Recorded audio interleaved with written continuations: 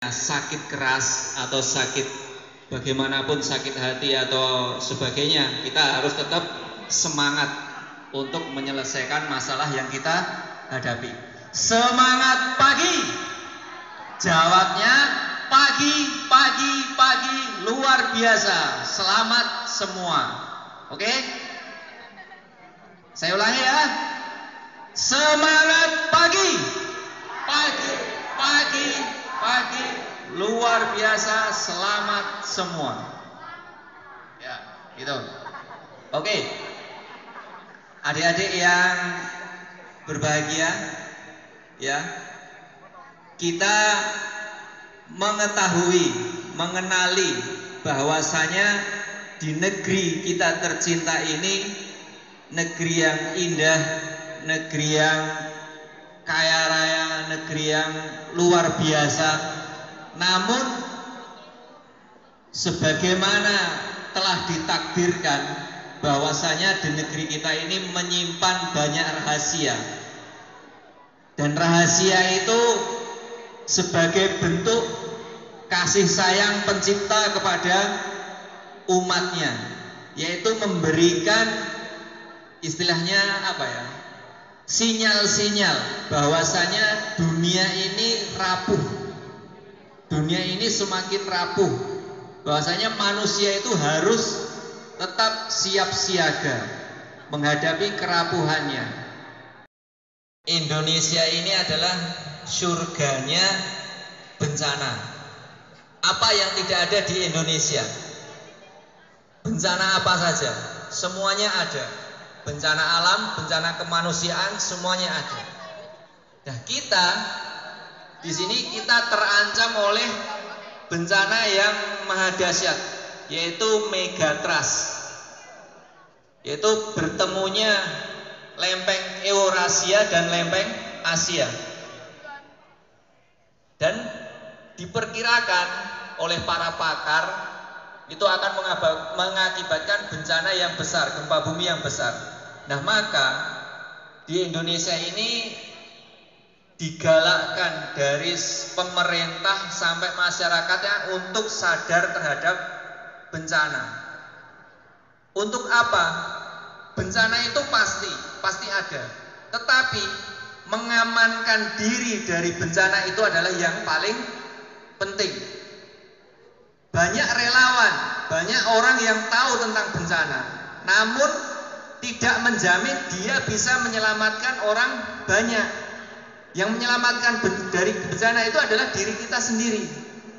Ketika kita memahami, ketika kita berada di sekolah, kita berada di rumah kita, bagaimana kondisi rumah kita, jalan keluar di sekolah kita mana, titik kumpulnya mana, di rumah kita mana, halaman kita. Kita harus tahu pintunya sebelah mana. Jangan-jangan kita ketika asik bermain di dalam rumah, asik belajar di dalam kelas, ketika ada bencana seperti tadi, itu kan kita hanya simulasi. Bagaimana kalau nanti ada bencana?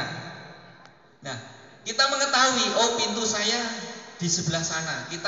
Saya harus keluar lewat pintu itu, tangga itu, atau kita titik kumpulnya di halaman sebelah mana. Itu harus kita ketahui. Kita harus mapping di setiap tempat. Kita ke pasar, kita ke supermarket.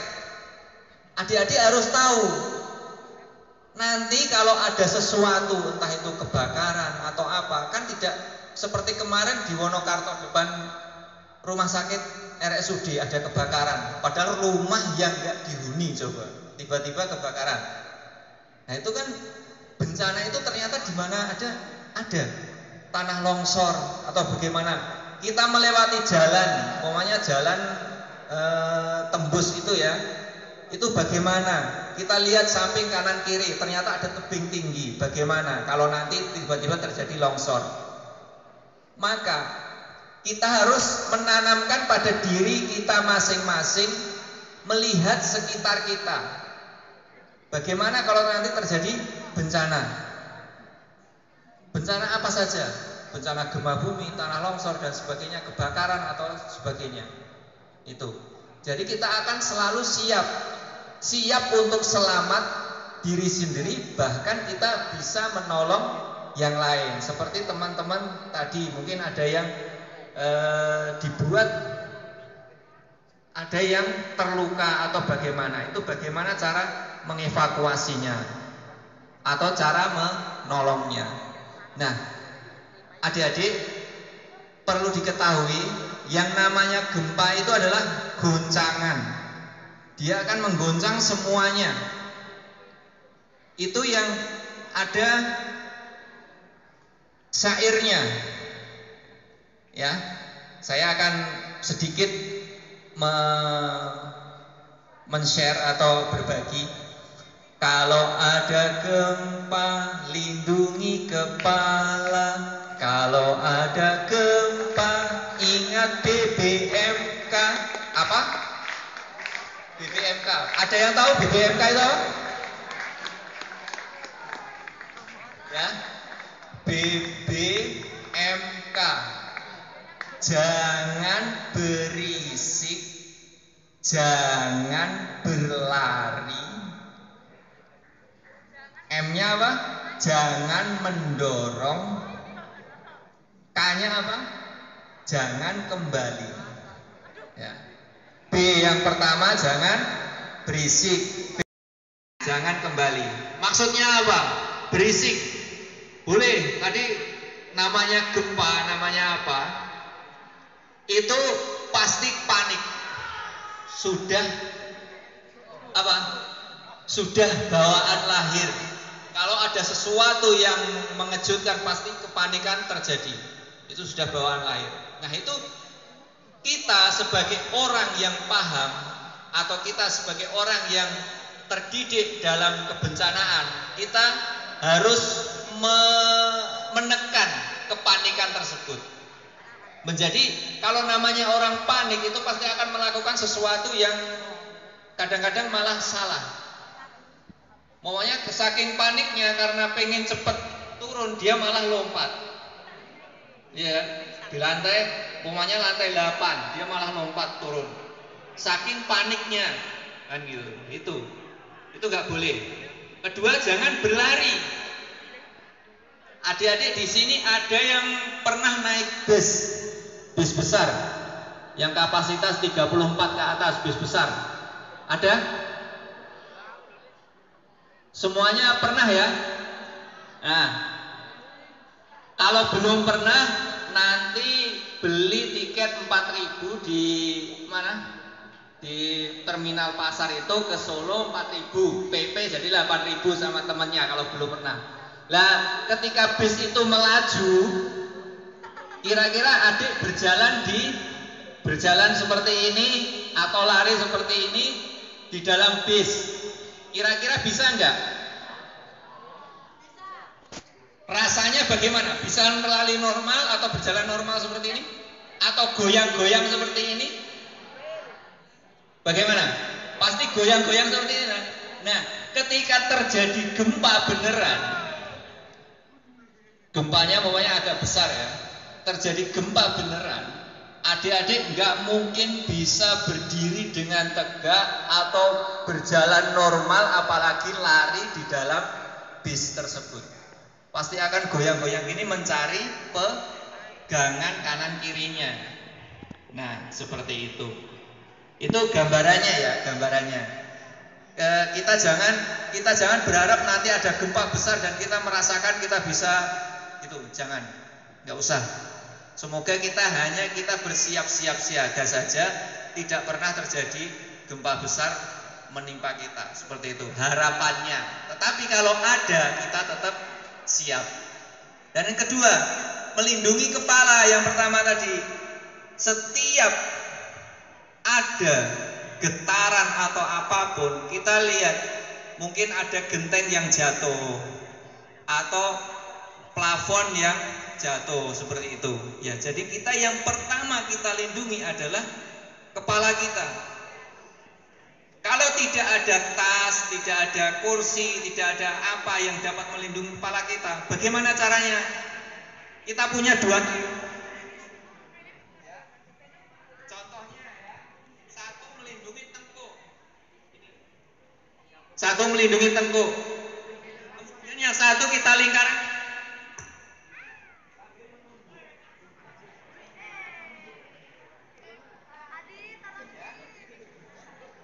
Itu. Jadi lindungi kepala seperti itu, tidak. Jangan seperti itu ya. Jadi satu melindungi tengkuk seperti itu. Dan berjalannya juga sambil menunduk. Seperti yang saya gambarkan tadi, ketika kita naik bus, kita tidak mungkin bisa berjalan normal ketika seperti nggak ada getaran apapun. Itu saja. Ya. Terus kita mencari tempat yang terbuka.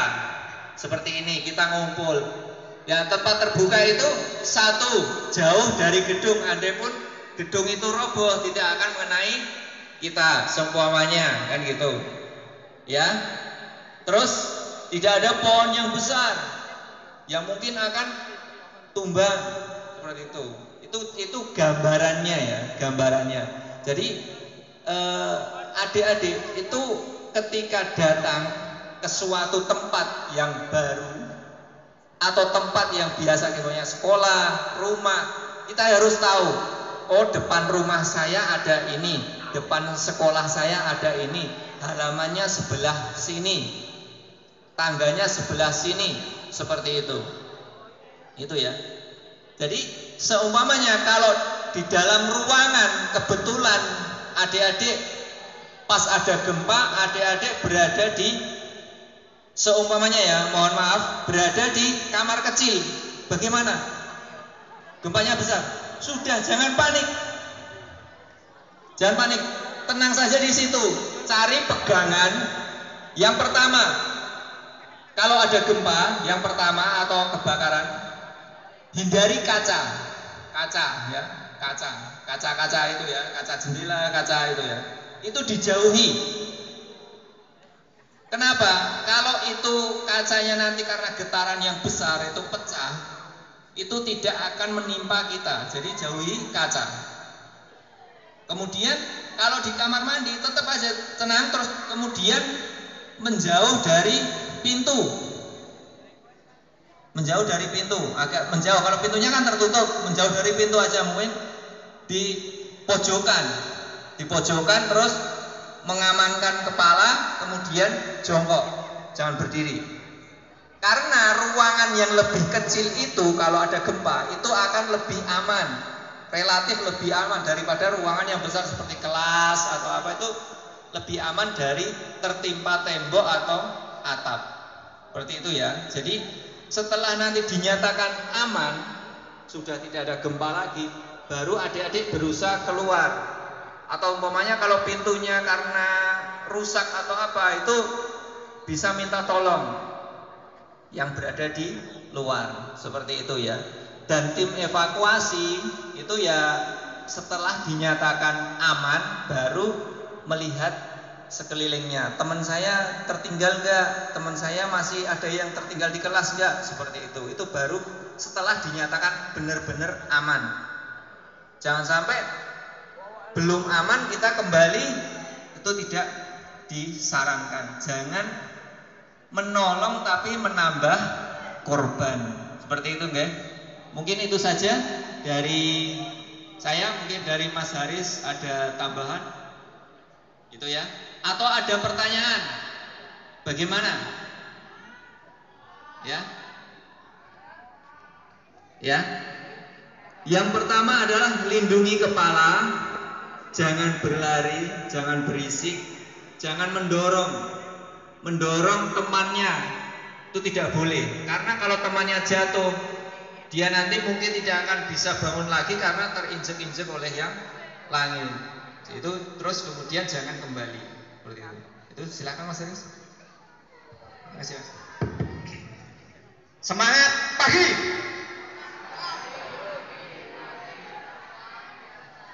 Kurang kompak kan? Tadi udah sarapan belum? Belum. Saya sarapan cuma pagi tok ini tadi. Kita ulangi lagi. Semangat pagi. Oke. Ya, Mas Bowo tadi, kalau menuju titik kumpul jangan saling mendorong, betul. Ini jumlahnya ratusan. Kalau cuman 1, 2, 3 orang, oke.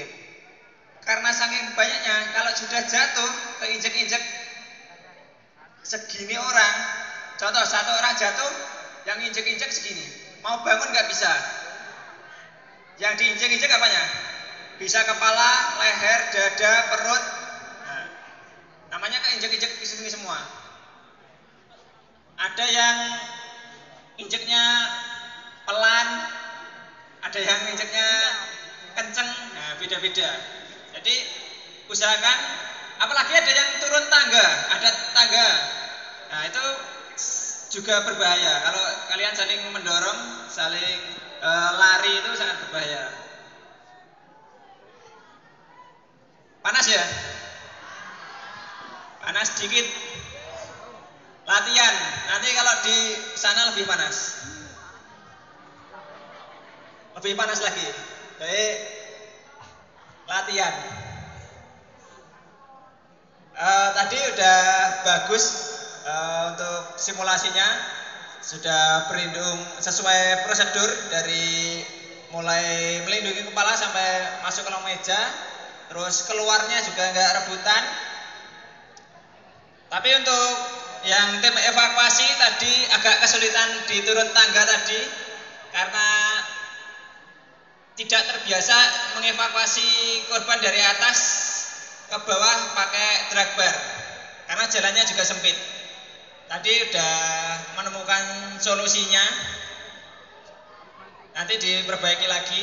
Untuk yang lain sudah lumayan bagus, ketawanya juga sedikit, nggak bercandanya juga sedikit, sudah bagus.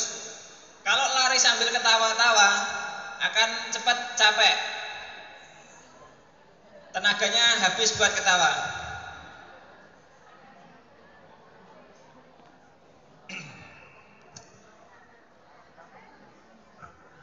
Halo? Hai? Oke, masih agak respon, tapi karena ini kepanasan tadi sudah disampaikan Mas Bowo semua. Tadi saya ke belakang sudah evaluasi tim PP-nya udah. Terima kasih kalian. Ini tadi Pak kalian jadi artis sebentar. Jadi artis tadi di video mungkin nanti di-upload di YouTube-nya. Jadi artis sebentar. Ya, dari saya cukup sekian. Waktu saya kembalikan ke Pak Bakti.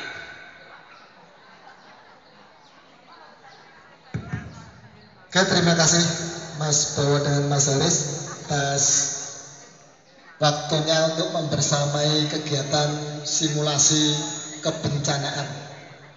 Seperti yang sudah disampaikan oleh Mas Bowo maupun Mas Haris, di setiap tempat itu mesti ada yang harus diwaspadai, apalagi di tempat yang baru. Yang di Wuryantara mana itu?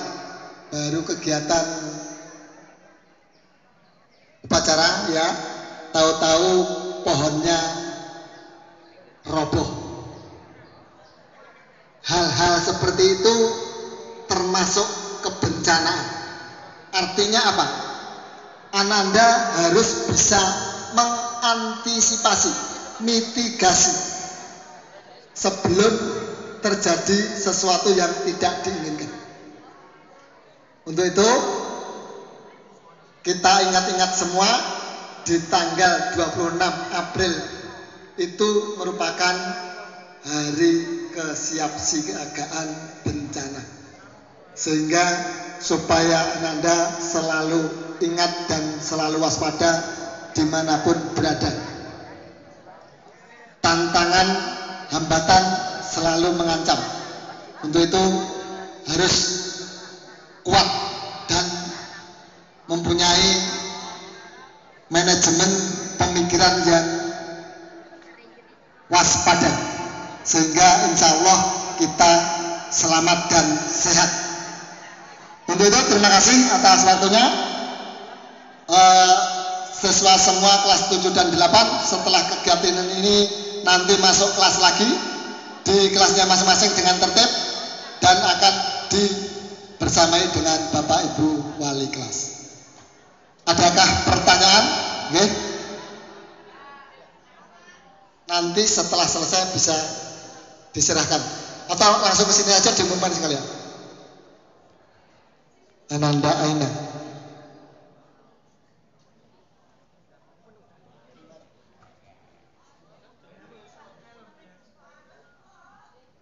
Oke.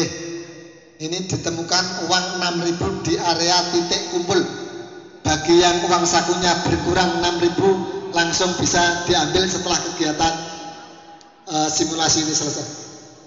Oke, karena ada beberapa siswa yang terlalu panas. Kalau ada pertanyaan ditanyakan dulu, kalau tidak langsung.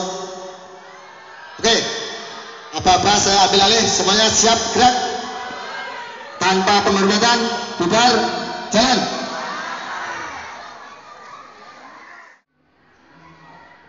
Kalau untuk simulasi ini serius, tidak banyak yang bercanda sehingga nanti tidak diulang kembali.